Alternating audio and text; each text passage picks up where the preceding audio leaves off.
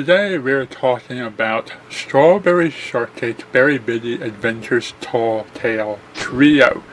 The episode starts off with the entire gang getting ready to go on a camping trip, and Strawberry mentions to newcomers, Sour Grapes, Sweet Grapes, and Apple Dumpling, that the group of friends has a tradition of telling tall tales around the campfire to see who can tell the most outrageous tale.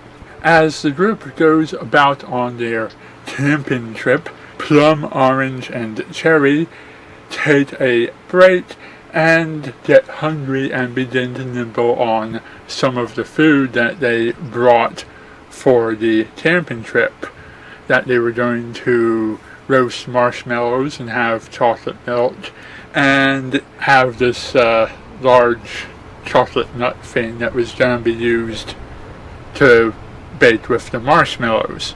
Back at the campsite, the three girls are late to arriving at the camp, and people begin to wonder where they are.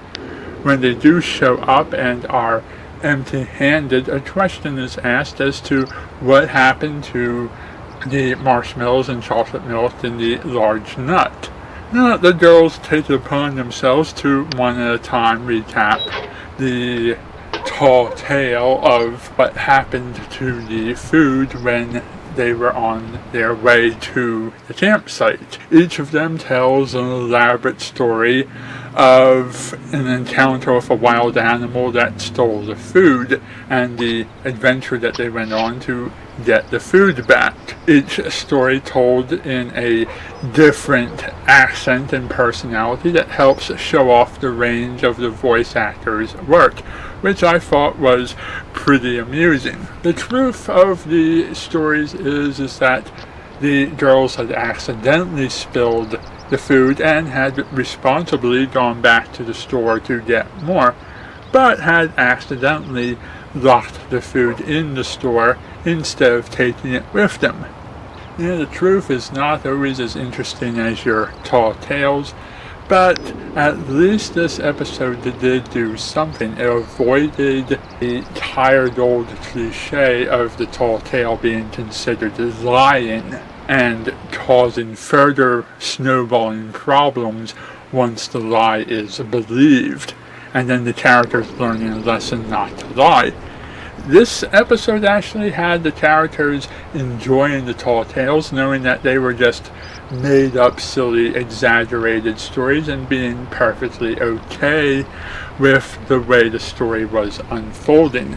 In the B plot, we had Apple Dumpling getting ready to film a video on the proper way to set up a campsite, which means that she's going to be spending a lot of time obsessing over perfection and quality instead of having fun. But this little plot isn't going to get a whole lot of screen time. I mean, put all of our attention on the tall tale segment of the camping trip, and the other stories that unfold during this camping trip will be covered in future episodes. As is the nature of Strawberry Shortcake, many stories are more than one episode long. This camping trip story could take up maybe 2 or 3 or 4 or more episodes of storytelling before they move on to the next story arc. So you'll probably get the tall tales now, and then another camping adventure later, and then come back to Apple Dumpling and her video later, and then maybe move on to something else. It certainly won't be all season long, but it will definitely take up more than 2 episodes to tell the whole story. At least that's my guess as of currently. I was also glad to see that the story put its attention on rarely used characters, Plum, Orange, and Cherry. Orange almost never getting her own story arc, Plum having not had a story in quite some time, and Cherry being such a new character to the series that she hasn't had the opportunity to be the focus of any story other than the ones that specifically relate to music. I was glad that they didn't make the tall tale telling trio the very, very new characters of Sweet Grapes, Sour Grapes, and Apple Dumpling. It's good not to overuse the new arrival cast and to put the focus back on those few characters who barely show up. I think overall the series is doing pretty good. Some people raised concerns over the addition of new characters to a series, feeling that when a series has no place left to go, adding a baby character or a silly pet or a wacky neighbor or some kind of crazy fun relative is the beginning of the end of the quality episodes. In a show like My Little Pony, the cast is pretty solid and tells pretty good stories exactly as it is and doesn't seem to need new characters, and even if it did, it has a vast background cast to draw new focuses on and doesn't need the addition of new family members and new pets out of nowhere to make things silly and childish again. But with Strawberry Shortcake, it feels like we spend so much time on strawberry, blueberry, lemon, and raspberry that anytime we get away from those main four and put the focus on anybody else, that it's a welcomed change. And it's an even more welcome change to have old 80s era characters come on to the show and be reinvented. The addition of Huckleberry and Apple Dumpling and Sour and Sweet have not ruined the flow of the series and have actually improved it by enlarging the community. And these characters are very interesting, not annoying stupid like Scrappy-Doo and some of the other members of the Doo family.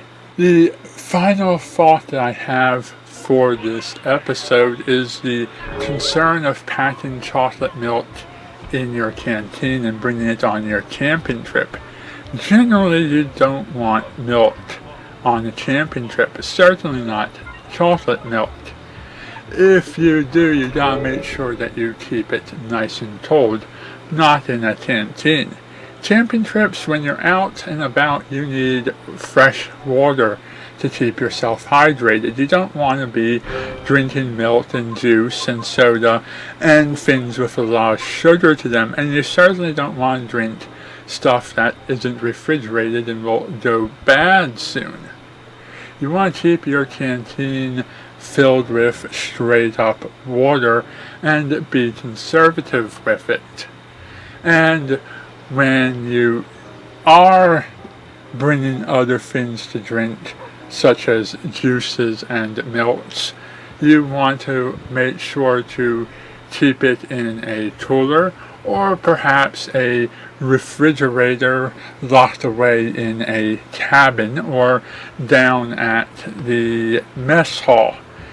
You don't want milk sitting around your campsite getting warm and being spoiled. I suppose it would be okay to have milk if the camping trip was only a short outing for a couple of hours, but you don't want to have it in a canteen. Canteens should be saved for water, and other beverages should be kept in the bottles that they're bought in. But that's a writer's oversight from people not having experienced camping in real life as I do. Likewise, you don't want to bring food of any sort on a camping trip other than the amount that you're going to eat over the campfire. You want to keep your food at the mess hall or locked safely in the cabin. You don't want it in your tents and in your bags where bears and things can smell it and come eat it. If you don't have access to a car or a cabin or a mess hall or some kind of enclosed space and have to have your food in a bag, you gotta keep it way up high where bears and things can't eat it. But those kinds of oversights can be forgiven, especially in a fantasy world where characters thrive on sweets more so than they do healthy foods. Anyhow, that's all I have to say for now. I still challenge anyone who even bothered to listen to this video, I doubt anyone did, to take it upon themselves to watch the very episodes I just reviewed and upload your own reactions or reviews to YouTube as well, and grow the fandom by reviewing and reacting to some of these episodes. They're not so bad. Anyhow, thank you for watching and good night.